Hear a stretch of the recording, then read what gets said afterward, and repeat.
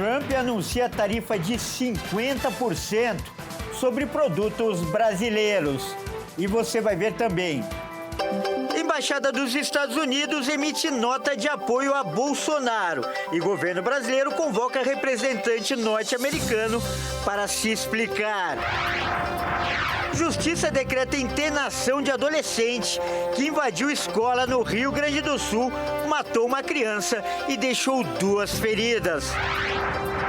Técnico da seleção brasileira, Carlo Ancelotti, é condenado à prisão por fraude fiscal na Espanha.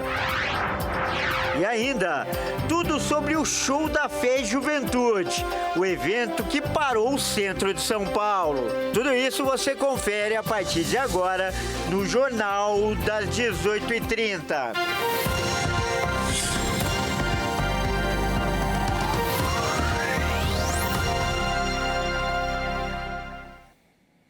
Olá, seja muito bem-vindo. Nós estamos ao vivo. Agora são 18h37 pelo horário de Brasília. Eu sou o Kleber Werneck e a partir de agora você confere comigo as principais notícias desta quarta-feira, feriado no estado de São Paulo. Olha só, hoje aconteceu o Show da Fé e Juventude, um evento que parou o centro de São Paulo. A Tabata Porte, ela esteve lá e acompanhou tudo de perto e vai trazer um resumo pra gente. Boa noite, Kleber. Boa noite a todos que estão nos acompanhando. O dia de hoje vai ficar marcado na vida de milhares de pessoas que lotaram a região central de São Paulo. Pessoas de todos os lugares, região metropolitana, interior e tantos outros estados. Mais de 10 mil pessoas preencheram a Avenida São João, na região central paulista. A avenida ficou pequena, viu? Milhares de pessoas louvando, adorando, cantando, pulando, se animando, se revigorando a fé. Vão sair daqui completamente transformadas e renovadas. Todos os detalhes do dia de hoje, como foi a ministração do pastor Jaime de Amorim, amanhã com a mini vigília, 180 minutos de pura oração e a palavra de Deus, você confere logo mais no Jornal das 22. Obrigado pelas informações, Tabata, e que belas imagens. Olha só, assim como prometido mais cedo, o presidente dos Estados Unidos, Donald Trump, enviou agora há pouco uma carta ao presidente Lula anunciando uma taxação aos produtos brasileiros em 50%. O presidente norte-americano vem anunciando uma série de taxas para parceiros comerciais nos últimos dias. E no fim da tarde de hoje enviou uma carta ao presidente Lula anunciando uma taxação ao país de 50% sobre os produtos brasileiros. A nova taxa está prevista para entrar em vigor em 1º de agosto. Durante um evento com líderes da África Ocidental na Casa Branca, enquanto falava sobre o plano americano das tarifas comerciais, Trump mencionou o Brasil e disse que o país não tem sido bom para com os Estados Unidos. E acrescentou ainda que as novas taxas anunciadas ao Brasil se baseiam em fatos muito substanciais e em um histórico anterior. Recentemente, Trump e Lula têm trocado farpas, principalmente após o presidente americano demonstrar apoio ao ex-presidente do Brasil, Jair Bolsonaro, e também anunciar que vai tarifar os países que fazem parte do BRICS por sentir que o dólar americano estaria sendo ameaçado pelos acordos dessas nações. Lula não poupou palavras e respondeu dizendo que o BRICS é um grupo de países que juntos são soberanos e não se sentirão ameaçados. E depois das declarações do presidente Donald Trump em defesa do ex-presidente Jair Bolsonaro, hoje a embaixada norte-americana emitiu uma nota criticando a perseguição contra o ex-presidente, a qual classificou vergonhosa. A Embaixada dos Estados Unidos no Brasil emitiu uma nota afirmando que tem acompanhado de perto as investigações contra Jair Bolsonaro e sua família. As declarações acontecem depois que o presidente Donald Trump defendeu que o julgamento de Bolsonaro se trata de uma caça às bruxas. Segundo a embaixada, Jair Bolsonaro tem fortes parceiros nos Estados Unidos. A perseguição contra o político político é vergonhosa e desrespeita a tradição democrática do Brasil. O comunicado reforça que os norte-americanos estão acompanhando a situação de perto. O Itamaraty convocou o encarregado de negócios da Embaixada Americana, Gabriel Escobar, para prestar esclarecimentos sobre a nota publicada. A primeira turma do STF tornou o réu Jair Bolsonaro e outros 7 aliados em uma ação penal sobre uma suposta tentativa de golpe para a permanência do ex-presidente no poder, após as eleições de 2022. Além do processo no STF, Jair Bolsonaro foi considerado inelegível em 2 casos pelo Tribunal Superior Eleitoral. Donald Trump, em sua rede Truth Social, saiu em defesa de Jair Bolsonaro e disse que o julgamento deveria ser durante as eleições. Em nota, o presidente Lula destacou que o Brasil é um país soberano e que não aceita interferência de líderes externos. Já a Justiça do Rio Grande do Sul determinou a internação provisória do adolescente que invadiu uma escola com uma faca. Ele matou uma criança, deixou outras 2 feridas e também uma professora. Hoje a gente fala dessa tragédia que chocou os gaúchos.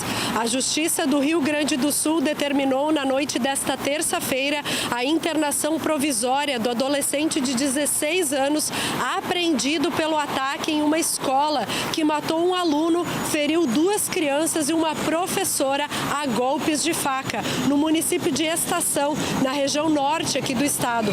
A internação provisória, segundo o Estatuto da Criança e do Adolescente, tem duração de até 45 dias. O caso corre em segredo de justiça por envolver menores de idade. O Ministério Público quer que o adolescente responda por atos infracionais equivalentes aos crimes de homicídio e tentativa de homicídio. A Polícia Civil agora segue investigando esse caso. O jovem é morador da cidade, não tinha antecedentes e vinha fazendo acompanhamento psiquiátrico há mais de um ano. As motivações para o ataque ainda não foram esclarecidas. E Santa Catarina registra uma média de 21 acidentes por dia nas rodovias federais. Vamos acompanhar mais detalhes na reportagem. De acordo com o levantamento divulgado pela Polícia Rodoviária Federal, Santa Catarina segue sendo um dos estados com maior número de acidentes nas estradas do país. Esses números se agravam quando o número de feridos em rodovias federais também é o maior. Esses se referem ao primeiro semestre de 2025. Com 3.900 acidentes, a média é de 21 por dia, sendo que desse montante tiveram registros de 4.482 feridos e 230 mortos. A Polícia Rodoviária também informou que os trechos da BR-101, na Grande Florianópolis, em São José, na BR-282, entre as cidades de Palhoça e Santo Amaro da Imperatriz, na BR-470, trecho mais perigoso, no Vale do Itajaí, principalmente nos territórios de Blumenau, Gaspar e Indaial, são os que mais elevam esses números. Santa Catarina hoje perde apenas para o estado de Minas Gerais, que é o primeiro nesse triste ranking, com 4.443 acidentes registrados nos primeiros 6 meses do ano. Um carro de luxo invadiu o estacionamento de um shopping na Bahia e atingiu 3 veículos. O acidente foi gravado pelas câmeras de segurança do local. Vamos conferir. Esse acidente aconteceu em uma área nobre da capital, Salvador. Câmeras de segurança registraram o momento do acidente e mostram que o veículo de luxo avança em alta velocidade, atingindo um dos veículos e, posteriormente, acaba batendo em outros 2. De acordo com informações, um cadeirante que passava pelo local quase foi atropelado. O carro era dirigido por uma mulher que ficou ferida. De acordo com ela acabou perdendo o controle do veículo após ter um mal súbito. Ela foi levada para uma unidade de saúde e até o fechamento dessa edição nós não conseguimos obter informações sobre o atual estado de saúde dela. De acordo com informações, a polícia vai investigar as circunstâncias desse acidente. E veja a seguir, técnico da seleção brasileira é condenado à prisão por fraude fiscal na Espanha. E ainda, mais informações do Show da Fé e Juventude. que aconteceu no centro de São Paulo. Nós voltamos já.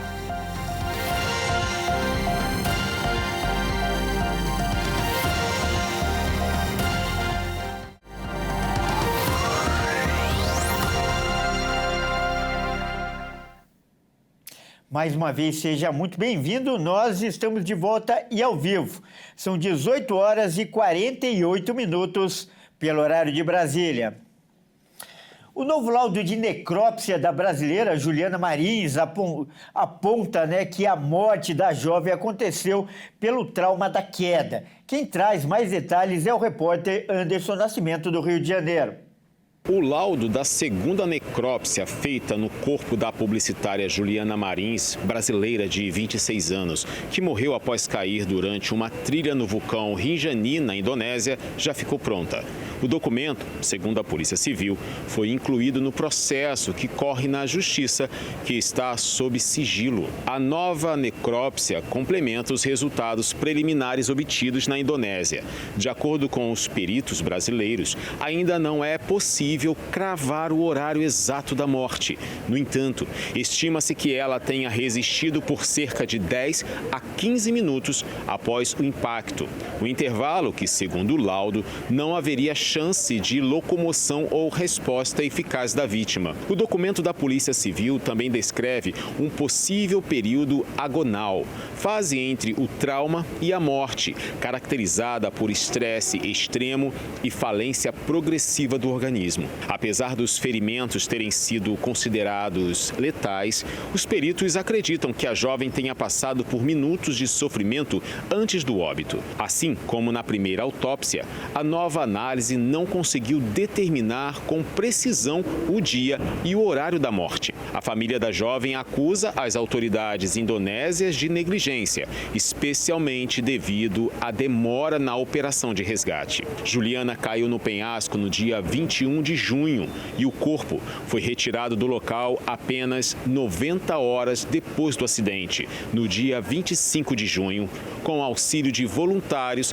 e da equipe de resgate local. Em homenagem à jovem, a Prefeitura de Niterói, na região metropolitana do Rio, inaugurou na última terça-feira uma placa com o nome dela em Camboinhas.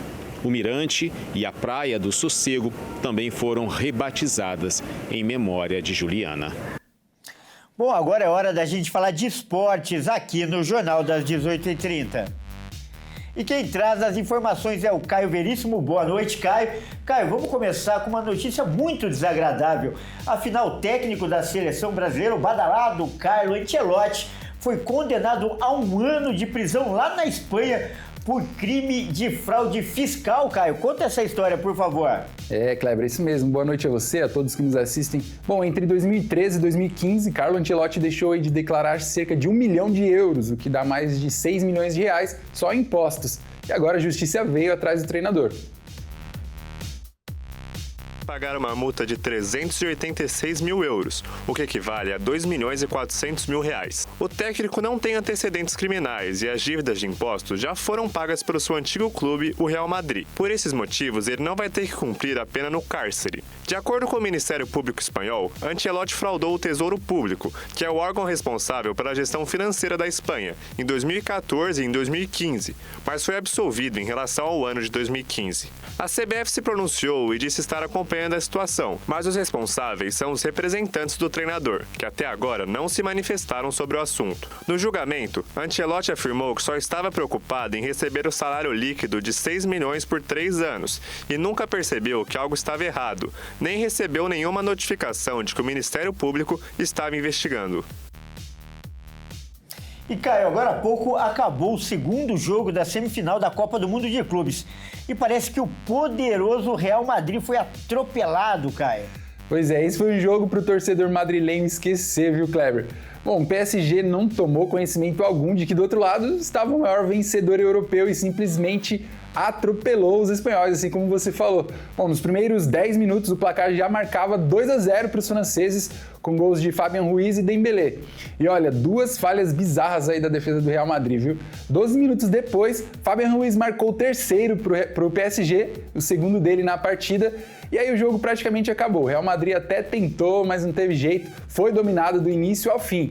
Aí no segundo tempo as equipes até aceleraram a partida em alguns momentos, mas estava claro que o jogo já tinha sido encerrado, já estava decidido. E para fechar a goleada, Gonzalo Ramos, que entrou no segundo tempo, fez o 4º gol e cravou o PSG aí na grande decisão do Mundial de Clubes. E bom, agora está definido, né? Domingo, 4 horas da tarde, Chelsea PSG no MetLife Stadium. Essa é a grande final da Copa do Mundo de Clubes, Clever. Promessa de um jogão. Muito obrigado pelas informações, Caio. Valeu, até mais. Até mais. Vamos mudar de assunto agora, vamos voltar a falar do show da Fé da Juventude, que aconteceu hoje no centro de São Paulo, reuniu milhares de pessoas nesta quarta-feira e muita gente que foi lá teve sua vida transformada. O nosso repórter, inclusive, o Ismael Nascimento, esteve conversando com alguma dessas pessoas e vai trazer pra gente os detalhes. Vamos ver. Olá, Kleber. Desde manhã, diversas caravanas de diversas regiões de São Paulo e do Brasil estiveram aqui presentes para fazer parte desse grande evento espiritual que contou com uma programação também especial. E começou às 9 horas da manhã. Muita música, muito louvor, a palavra de Deus e um destaque todo especial pelo pastor Jaime, que destacou sobre a importância da família. E eu conversei com alguns familiares que falaram sobre esse evento. Trabalhar com a família para nós é muito importante e nós viemos com esse propósito de levar essa bênção para nossa família lá em Franca, no interior, e nós vamos com essa bênção vinda daqui para lá. Eu estou aqui com toda a minha família, meu marido, minhas filhas estão aí e eu creio muito, se a gente buscar, batalhar, né, toda a nossa casa será salva sem sombra de dúvida e crer nessa promessa, né, de Deus para a nossa vida. Acompanhamos a palavra do povo que fizeram parte desse grande evento e na parte da tarde, desde a 1h, muitos jovens também marcaram presença nesse evento para curtir o show e também ouvimos a palavra deles. A expectativa está sendo cumprida, um show muito abençoado, com a presença de Deus e Deus está tocando nosso coração. Não tem como voltar vazio, temos que ser cheios e ter fome e sede da presença do Senhor, é isso que nós vamos buscar essa tarde. Bom, Kleber, tenho certeza que milhares de pessoas voltaram para sua casa fortalecidos espiritualmente porque receberam a força de Deus. Fico por aqui e até a próxima. Reforçando, no Jornal das 22, você acompanha a cobertura completa desse evento. Bom, o Jornal das 18h30 fica por aqui. Eu agradeço demais a sua companhia. Uma ótima noite e até amanhã.